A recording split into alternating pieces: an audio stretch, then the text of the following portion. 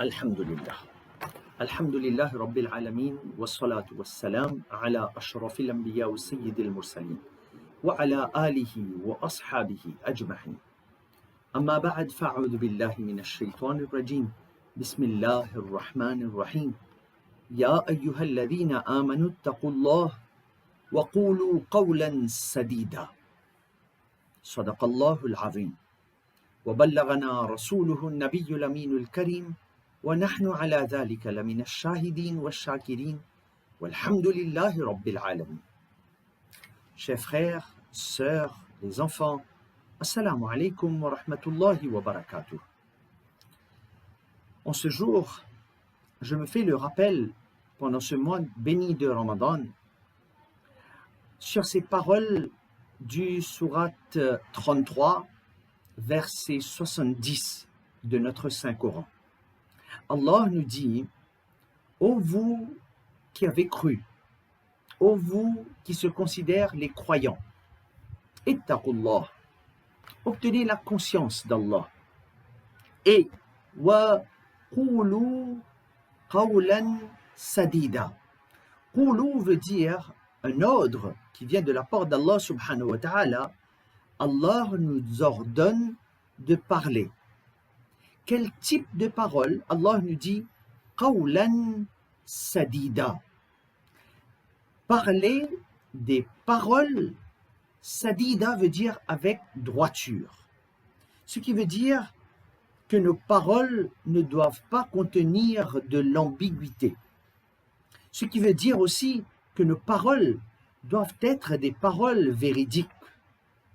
Donc, aujourd'hui, on se retrouve plus que jamais, surtout pendant le mois de Ramadan, quand on observe le jeûne à travers ne pas manger, ne pas boire, ne pas fumer, ne pas avoir des relations conjugales durant la journée, c'est notre devoir aussi à ce qu'on arrive à bien proportionner nos paroles. Faire de sorte à ce que nos paroles ne soient pas des paroles blessantes. Il y a bien des gens qui pratiquent, qui font l'effort de bien peser leurs mots. Et ils choisissent bien leurs paroles. Et ça, c'est un signe d'un croyant, car c'est un des enseignements de notre saint prophète, Muhammad sallallahu alayhi wa sallam, que la paix soit sur lui. Notre Rasulullah sallallahu alayhi wa sallam avait des bonnes paroles lorsqu'il s'adressait aux gens de dignité. Notre Nabi sallallahu alayhi wa sallam savait bien doser les paroles. Mais aujourd'hui, on se retrouve, il y a des gens qui parlent avec ceux qui sont du même grade qu'eux, de la même niveau d'intelligence qu'eux, avec des paroles bien dosées, mais lorsqu'ils s'adressent aux gens qui sont au plus bas de l'échelle, ou les gens qui sont leurs subordonnés, les gens qui sont leurs employés, on arrive à parfois ne pas peser ses mots, ne pas réfléchir avant de parler. On donne des ordres comme si la personne était notre esclave. C'est important pour que chacun d'entre nous, musulmans, musulmanes, arrive à bien choisir ses mots. Quand on donne une parole, quand on prononce une promesse avec quelqu'un, tenir cette promesse, c'est un des enseignements de notre saint prophète, sallallahu alayhi wa sallam. Aujourd'hui, on a oublié ces enseignements. Que ce soit à l'école, que ce soit au travail, que ce soit entre les membres d'une famille, entre couples. Parfois, on oublie que la personne qui est notre interlocuteur ou notre interlocutrice n'est pas notre esclave. Et donc, il faut bien qu'on arrive à passer notre message, on communique avec l'autre personne d'une façon digne. Il ne faut pas qu'on utilise des paroles blessantes, car celui qui utilise des mots parfois juste des taquineries. Et on arrive à se dire, motivé badiner. C'était juste pour rire. Mais c'est pas bien. Les taquineries peuvent parfois être blessants. Parfois, les taquineries peuvent arriver jusqu'au niveau d'insultes. Et pour ressentir ce problème, c'est de se mettre à la place de celui qui reçoit l'insulte. C'est important pour nous, musulmans, musulmanes, frères et sœurs, de pouvoir se mettre à la place de l'autre. C'est pouvoir se mettre à la place de celui qui reçoit, celui qui est la cible de l'attaque. Et là, on ressentira cette violence verbale. C'est pas juste des badinades, c'est aussi de l'harcèlement. C'est aussi des paroles qui peuvent faire l'autre ressentir un rejet. Ils peuvent ressentir une humiliation, une honte, car nous avons utilisé les mauvaises paroles. Je me fais ce rappel et je vous fais ce rappel que celui qui insulte l'autre, celui qui utilise la mauvaise parole contre l'autre, il a un problème là. Il a un problème d'ordre psychologique, d'ordre neurologique. C'est un signe de négativité pour celui qui utilise ces mauvaises paroles. Donc, il faut bien qu'on suive la parole de Rasulullah sallallahu alayhi wa sallam. Je vais vous raconter l'histoire en l'an 629 de l'année du calendrier grégoire. Rasulullah sallallahu alayhi wa sallam envoie des lettres à différents chefs et dirigeants en Égypte, en Perse, au Byzance, entre autres.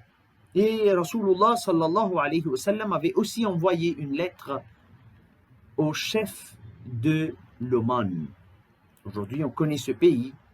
Autrefois, le roi s'appelait Julanda bin Mustakbar. Il avait deux fils, un, d'après certains riwayat, par Hafid ibn Hajar, rahmatullahi ta'ala alayhi, qui nous dit qu'un des enfants s'appelait Abd et l'autre fils s'appelait Jayfar. Et l'émissaire qui est parti de la part de Rasulullah sallallahu alayhi wa sallam s'appelle Amr bin al-As, un grand compagnon, un grand sahabi Rasoul, et il va vers la personne pour lui passer le message de Rasulullah sallallahu alayhi wa sallam accompagné d'une lettre. Les gens qui reçoivent ce message, ces deux fils en particulier, ils consultent l'émissaire et les autres émissaires qui avaient accompagné Hazrat Amr bin al-As, et ils consultent le juriste, leur ministre, et finalement, ils concluent sur ces paroles et ils disent qu'on confirme que Muhammad sallallahu alayhi wa sallam est bien un prophète véridique.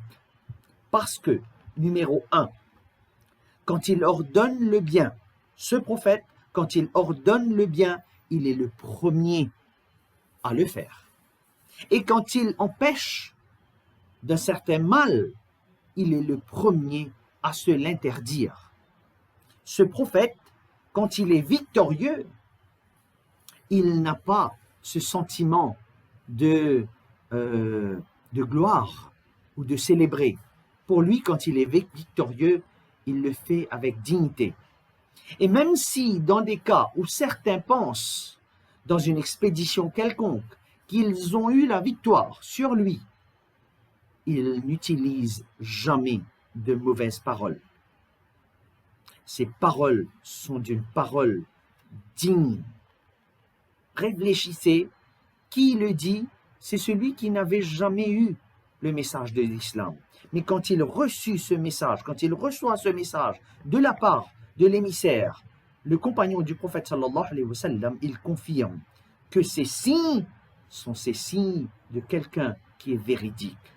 Donc Rasulullah sallallahu alayhi wa sallam avait une élégance de parole hors pair. Il faut bien que nous aussi, nous sommes les messagers du messager. Nous sommes ceux qui prennent la parole de Rasulullah sallallahu alayhi wa sallam et on essaye de passer ce message, de montrer, d'indiquer aux autres que voilà, c'est ça notre prophète, c'est ça notre messager. Mais parfois, beaucoup d'entre nous, on n'arrive pas à imiter le prophète sallallahu alayhi wa sallam comme il se doit. Car Rasulullah sallallahu alayhi wa sallam était quelqu'un d'exemplaire, hors pair. Mais Rasulullah sallallahu alayhi wa sallam nous a aussi montré comment dire de bonnes paroles. Comment dire une parole à ce que l'interlocuteur ait confiance en soi, ait confiance en nous. Comment se le faire? Il faut d'abord qu'on ne ment pas. Il ne faut jamais mentir. C'est interdit en islam. Il faut que nous soyons des gens véridiques. On parle toujours la bonne parole. On est élégant quand on parle. Grand ou petit, notre méthode d'approche aux autres, c'est la façon que Rasulullah sallallahu alayhi wa sallam nous a montré. D'être convaincant, de ne jamais retirer de mauvaises paroles de notre bouche. Essayez de se contrôler. Si on sait quelque chose, on va de l'avant, on exprime notre opinion, on exprime notre point de vue avec des preuves convaincantes. Mais s'il y a un sujet qu'on ne maîtrise pas, c'est important de savoir garder le silence. Pendant le mois de Ramadan, quand quelqu'un nous parle de quelque chose qu'on ne sait pas, qu'on ne comprend pas, gardons le silence, car ça vaut de l'or. Qu'Allah nous aide à contrôler notre langue, qu'Allah nous aide à toujours dire de bonnes paroles, qu'Allah nous protège de la vulgarité. Jazakumullah khair wa akhiru da'wana anil hamdulillahi rabbil alamin.